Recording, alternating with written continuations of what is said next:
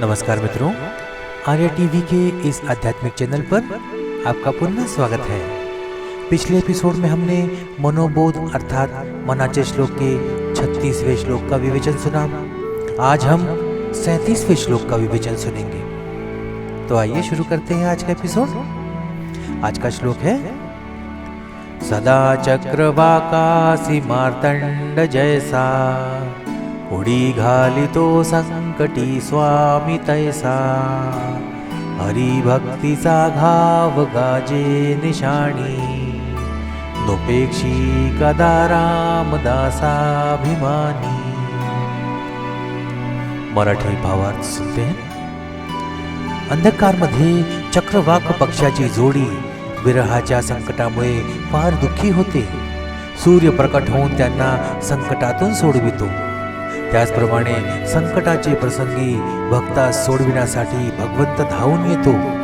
हरिभक्तीचा डांगोरा सांगत आहे की भक्ताभिमानी भगवंत भक्तांची उपेक्षा कधीही करत नाही। हिंदी भावार्थ सुनते हैं। अंधेरे में पक्षियों का जोड़ा अलगाव के संकट से बहुत दुखी है।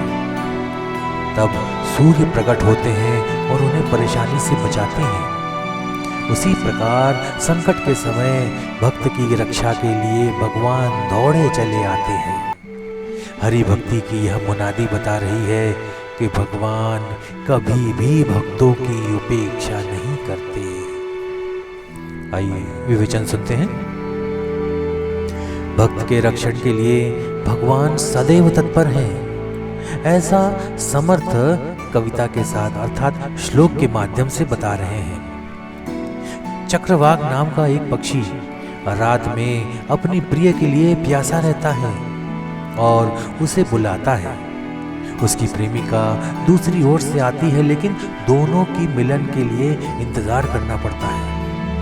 अंधेरे में वे एक दूसरे को देख नहीं पाते और उनकी भेंट नहीं होती, जिससे दोनों में विरह का दुख बढ़ता है।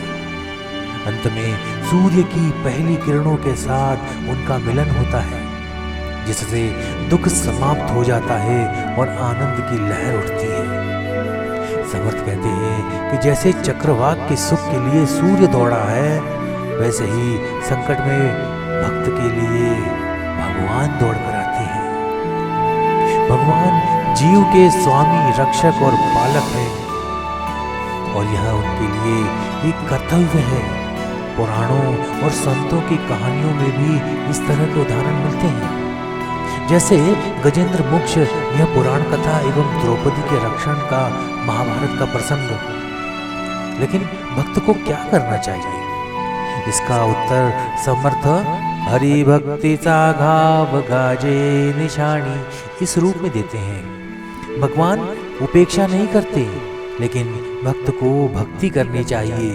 इसी से ही भक्त और भगवान के बीच का संबंध मजबूत होता है। इस श्लोक में निशाण शब्द के 3 अर्थों को बताया गया है। एक नगाड़े के जैसे वाद्य, दूसरा ध्वज या पताका और तीसरा लस अर्थात दवा का टीका। विनोबा जी भावे के अनुसार ये अर्थ एक साथ मिलकर एक गहरा संदेश देते हैं। हरि भक्ति का उद्घोष नगाड़े के समान होना चाहिए, जिसमें किसी प्रकार की झिझक न हो। यह वारकरी संप्रदाय की परंपरा के अनुरूप है, जिससे सामुदायिकता और भावनाओं में वृद्धि होती है। जब ताल और मृदंग की ध्वनि शुरू होती है ना, तो वे आम लोगों को भक्ति की ओर आकर्षित करती है। इस प्रकार भक्ति का एक आवश्यक पहलू यह है कि यह श्रद्धा और आनंद को जागृत करती है। दूसरे अर्थ में हरि भक्ति का निशान ऊंचा ऊंचा फड़कता रहना चाहिए, जो भक्ति की उत्कटता और गर्व को दर्शाता है। साधक को अपनी भक्ति के भूषण को गर्व से धारण करना चाहिए और साथ ही उसे खुद को औरों का मार्गदर्शन करने की क्षमता भी रखनी चाहिए। इस प्रकार यह पाठ भक्तों को अपने अनुभवों को साझा करने और भक्ति के प्रचार की दिशा में प्रेरित करता है। लक्ष्य प्राप्त करने के लिए हरि भक्ति का उपयोग आवश्यक है। जैसे लक्ष्य भेदने के लिए बाण का उपयोग किया जाता है। एकाग्रता, स्थिरता और गति, ये 3 गुण परमार्थ के लिए अत्यंत महत्वपूर्ण हैं। शस्त्र और उसके उपयोगकर्ता की दृष्टि में संतुलन होना चाहिए ताकि लक्ष्य को सही ढंग से साधा जा सके। हरि भक्ति को एक शक्तिशाली साधन मानते हुए संकट से बचने और सुख की प्राप्ति के लिए निरंतर नाम जप करने का सुझाव देते हैं। सुख की कामना करना स्वाभाविक है, लेकिन भौतिक संपत्ति की इच्छा में मनुष्य अक्सर विवेक खो देता है। ऐश्वर्य और वैभव को लेकर मनुष्य की मनोदशा अक्सर अस्वस्थ रहती है।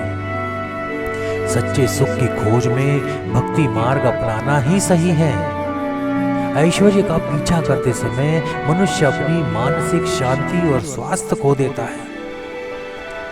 एक राजा की कहानी में एक अधिकारी की विलासिता की प्रशंसा सुनकर राजा ने उसे एक भव्य समारोह में आमंत्रित किया, जहां उसके ऊपर एक भारी तलवार लटकी हुई थी।